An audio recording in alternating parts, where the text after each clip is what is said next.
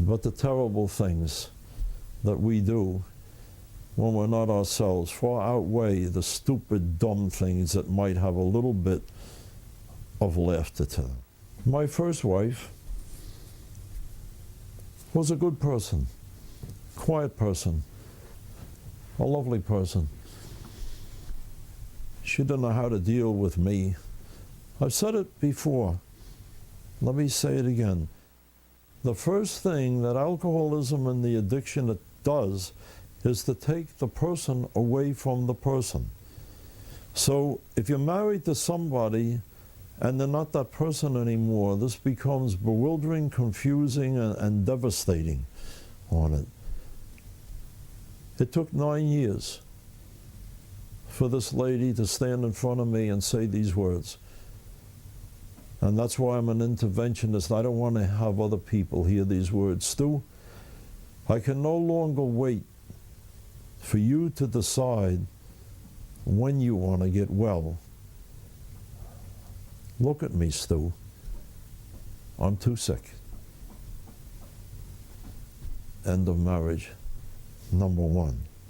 I wish to God, somebody in my day had taught something about this subject, because I'm sure most of us would have come into treatment a lot earlier. There was no treatment.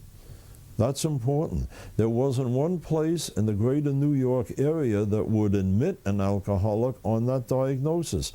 We had Towns Hospital, I found out years later, where Bill Wilson got well.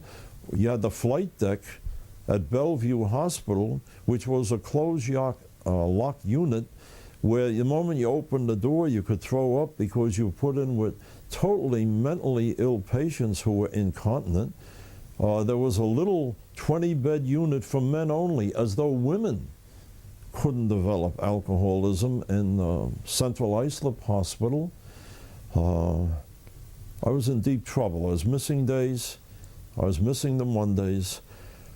They cared enough to take a look at that, hauled me in to the personnel director, who was one of my closest friends. We started out as kids. And they ordered me down to the Long Island Council on Alcoholism. It was the only place. And I met the man that saved my life.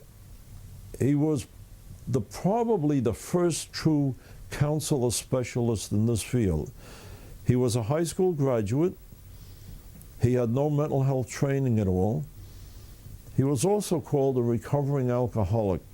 He had years in the Garden City Westbury group of AA. That was his credentials.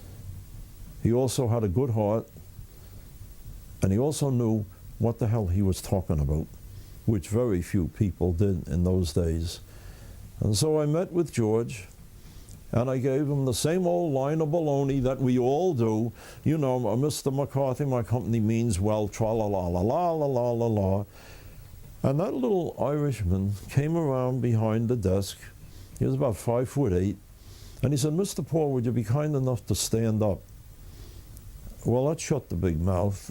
That took me off guard. That's what we have to do when we're trying to help somebody who is into this disease of alcohol, and take them off guard. Get them out of the rut that we're in. So I stood up. That's a long time ago, and I can feel it right now. He took his finger, he pointed up at me. He almost put it up my right nostril. And these are the first words of love, compassion, and wisdom that I heard. "You're a big man with a big mouth, and you don't know what the hell you're talking about. Now why don't you sit down, and if you listen, maybe I can help you turn your life around." And that was the last drink or anything else I ever had in my life. I don't see many people get and stay well unless someone puts them in a corner, shows them the way out of that corner, called treatment, and then tells them, "Now hear this." Because I would have blown the only job I ever knew how to do. In those days, when you were in savings banking, you didn't have many skills like an investment bank or anything else would. We talked. was fascinated by this man. He said, I want you to get into a program. And I did. And that's how it really all began. I worked with him as a volunteer. I sat at his feet every Sunday morning for about 2 years and learned.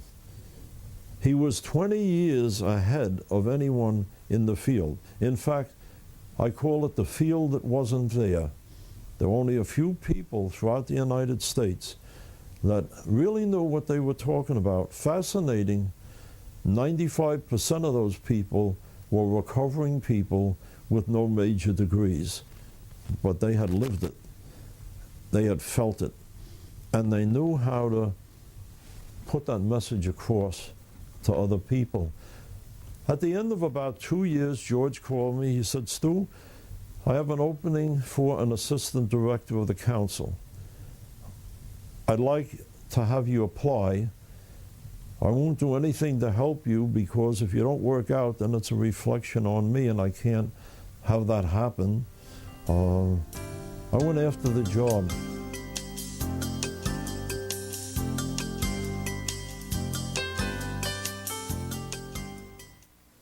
Mom used to say, keep your head up and watch where you're going. She didn't know how right she was. All the warning signs were there. When I was drinking, I was like another person. Instead of taking care of my kids, I'd be drinking. And if I had one drink, I'd have 6. My husband complained about my drinking, but I tuned him out. I almost lost my family and myself. If you see these signs in yourself or someone you love, find out more. Call 1-800-ALCOHOLS and watch where you're going.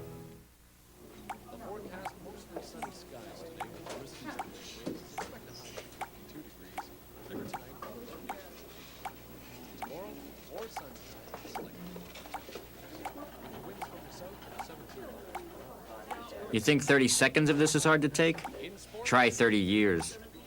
If you're sniffing stuff to get high, there's something you should know.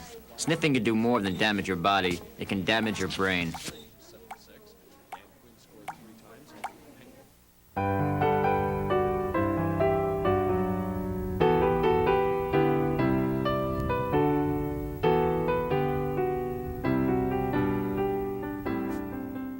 To supplement income, I was selling cars.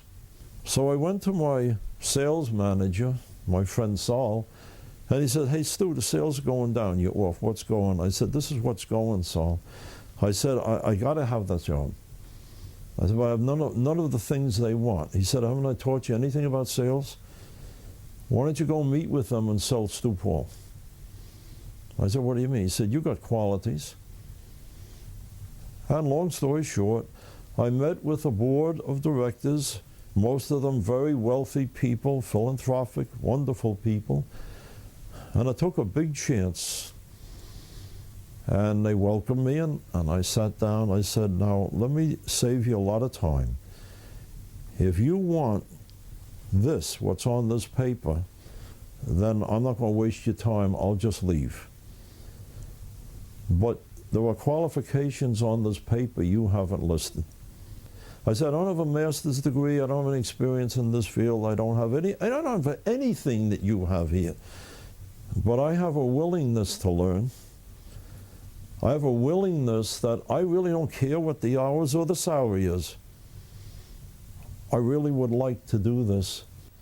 I said, and there's another reason why I think you should let me have this chance. You see, I'm a product of this council. This council saved my very life through Mr. McCarthy. I worked at the council for 5 years. I went out, I was into at least 1,400 classrooms. I've been invited in, great experience.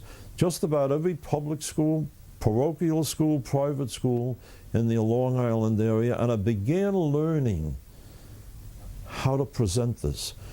High school kids, they're a little reserved. If you got a young guy 18 years old and his girlfriend sitting 2 rows in front of him, he's not going to ask many questions. You know, we're supposed to know it all. But you go to junior high, they're totally uninhibited. And they ask questions.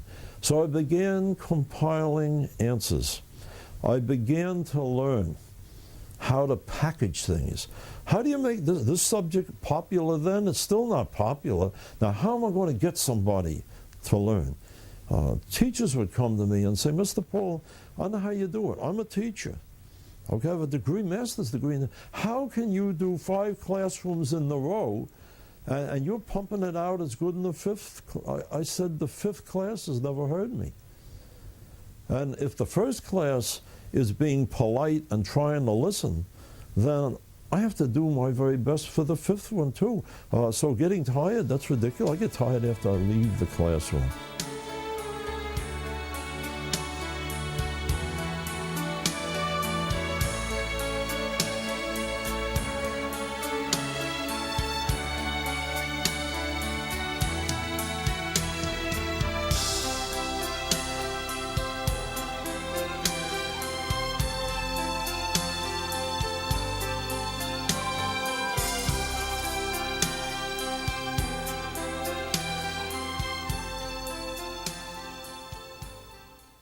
What difference does it make? Don't you understand, Tommy? I'm pregnant. I can't take this kind of life. What kind of life? The drinking, the smoking, the arguing, staying up late. Things will be different after the baby is born, I promise. Now, Tommy, now. Why? Things have to be different now. Why do I need you to come to the doctor with me sometime. Why do I have to change my life just because you're pregnant? Not supporting your Don't pregnant understand partner that, don't can cause problems your unborn baby may have to live with the rest of its life. So start loving your baby before it's born, so it can be healthy enough to love you back.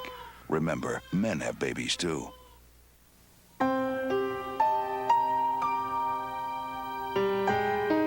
There's this thing going around called sniffing. You think you're getting high, but the dizzy, fuzzy feeling is just what happens when your brain doesn't get oxygen.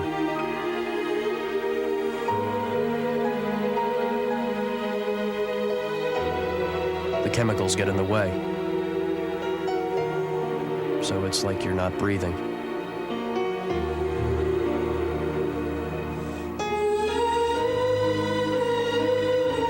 That's how sniffing causes brain damage and death.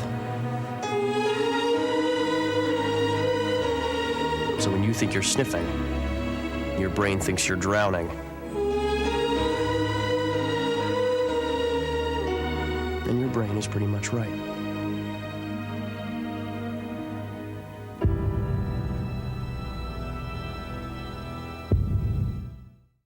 I don't really know what to say, you know.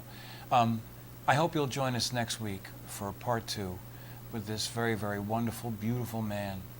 And maybe you'll have even greater insight as to why.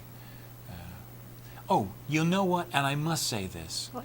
I must say that Stu Paul was one of those people who every single day did something Good. good, no matter how small it was.